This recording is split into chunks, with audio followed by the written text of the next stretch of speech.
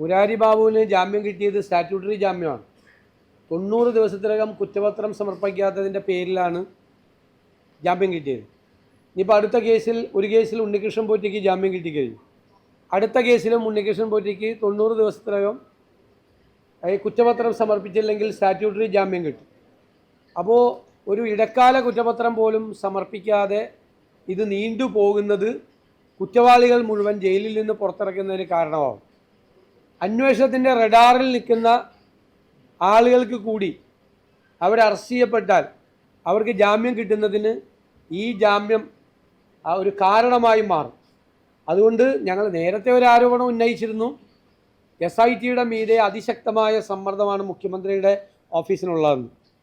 അത് പിന്നീട് കോടതി ശരിവെച്ചു. അതായത് മന്ദഗതിയിലായിട്ടുണ്ട് അന്വേഷണം എന്ന്. ഇപ്പോൾ ഞാൻ ഇതുവരെ SITയെ കുറ്റപ്പെടുത്തി സംസാരിച്ചിട്ടില്ല. കാരണം SITയിൽ നമുക്ക് വിശ്വാസമുണ്ട്, ഇപ്പോഴും വിശ്വാസമുണ്ട്. പക്ഷേ SIT വീഴ്ച വരുത്തിയിട്ടുണ്ട്. കാരണം 90 ദിവസത്തിനുള്ളിൽ കുറ്റപത്രം സമർപ്പിച്ചില്ലെങ്കിൽ കുറ്റവാളികളായ ആളുകൾക്ക് ജാമ്യം കിട്ടുമെന്നും അവർ പുറത്തിറങ്ങിയാൽ ഈ നഷ്ടപ്പെട്ട സ്വർണം വരെ കണ്ടെടുത്തിട്ടില്ല, ദ്വാരപാലക ശില്പം കണ്ടെടുത്തിട്ടില്ല. ഈ കുറ്റവാളികൾ ജയിലിൽ നിന്ന് പുറത്തിറങ്ങിയാൽ ഇനിയും തെളിവുകൾ നശിപ്പിക്കാനുള്ള സാധ്യതയുണ്ട് എന്നുള്ള യാഥാർത്ഥ്യമുള്ളതുകൊണ്ടാണ് കോടതി അല്ലാതെയുള്ള ജാമ്യം അവർക്ക് നിഷേധിച്ചത്. കോടതി അല്ലാതെ ആർക്കും ജാമ്യം കൊടുത്തിട്ടില്ല. വളരെ ശക്തമായ നിരീക്ഷണമാണ് ഹൈക്കോടതിയും സുപ്രീം കോടതി ഇക്കാര്യത്തിൽ നടത്തിയിരിക്കുന്നത്.